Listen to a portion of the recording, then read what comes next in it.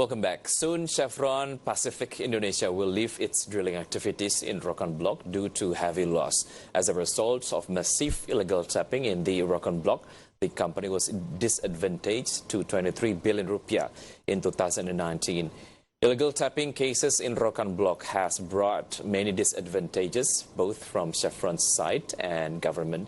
As a result of illegal tapping in the Rokan Block, President Director of Chevron Pacific Indonesia, Albert Simanjuntak, said his company was harmed up to 23 billion rupiah in 2019. The loss was calculated from the value of the stolen oil plus the cost of repairing damaged pipes. As the company will end the contracts by 2021, Pertamina will take the handover. Regarding Rokan Block, Chevron is no longer drilling because it is considered uneconomic in the midst of the transition.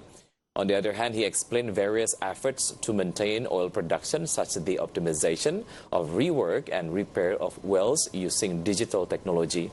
He stated this technology would make the process more efficient and improve stimulation of the well.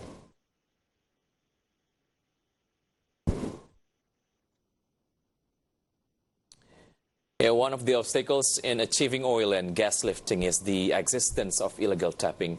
Oil tapping is oil theft by making the method of making connections, which is tapping pipes illegally on active pipelines. This is what Chevron Pacific complained about. Chevron Pacific Indonesia has produced a large amount of oil daily. So how much oil does Chevron dig in? We can see through the next data. Okay, we can actually go to the first data. Okay, Chevron Pacific Indonesia's oil production in Rokan Block. In 2019, the realization was 190,000 BOPD.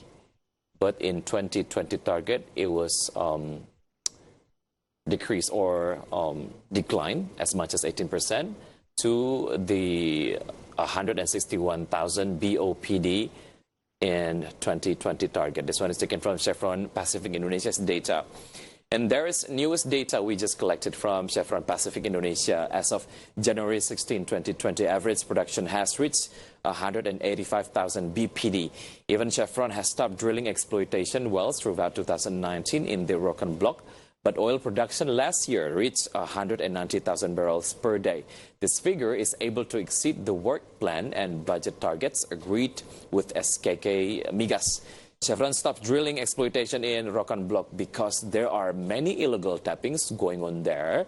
This has cost Chevron lost billion rupiahs. So how much actually the cost that Chevron have to pay for the loss?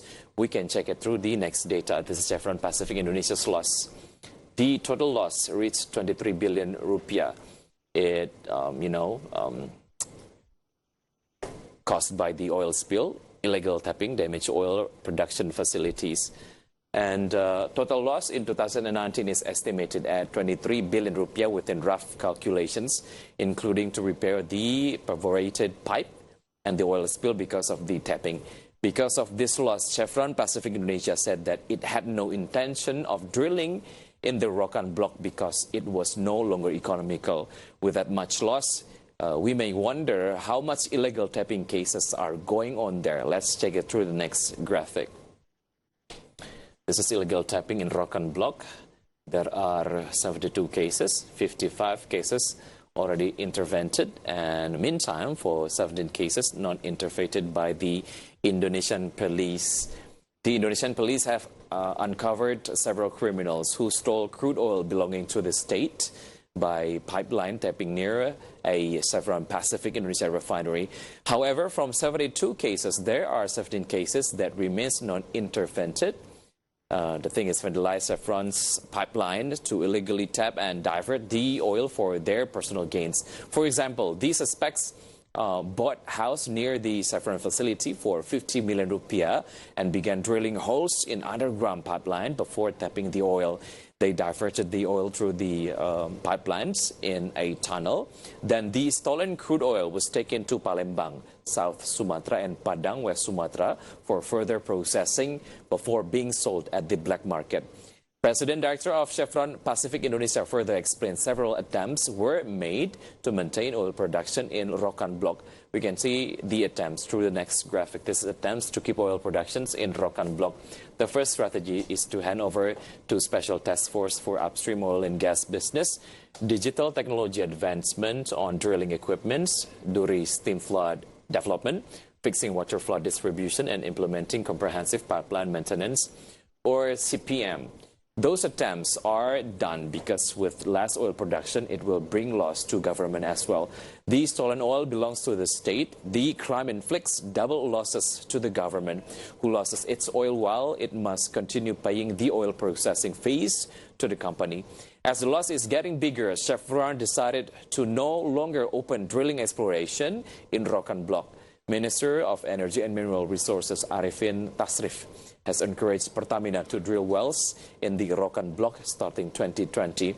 This is to maintain the block's production when there's a transfer of management from Chevron in 2021. To maintain the production of oil in Rokan Block, Chevron Pacific Indonesia said that there are 3 drilling schemes in the Rokan Block before the contract ends in 2021 that involves Pertamina. And we can see it through the next graphic. There's 3 potential drilling schemes in the Rokan Block. The first one is Chevron is funding and drilling, which is mostly will be executed by Chevron. That is the first scheme. And the second scheme, if Chevron is funding and Pertamina is drilling. And the third scheme is Pertamina is funding and drilling. President Director of Chevron Pacific Indonesia went to say that Special Task Force for Upstream Oil and Gas Business Activities, or SKK Migas, is also involved in selecting the scheme. He hopes that there will be a meeting point regarding the transition of the Rokan Block. President Director also mentioned that oil and gas production will decrease during the transition process. However, Chevron claims the transition process has been going very well so far. During the transition period, Pertamina will enter and conduct joint activities in Rokan Block. There are many actions can be done. One of them is replacing pipes and infrastructure that have been used for 40 years.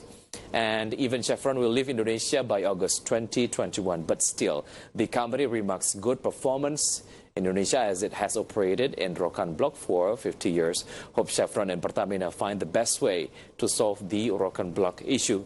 Stay tuned on Market Headlines because we will be right back after the break.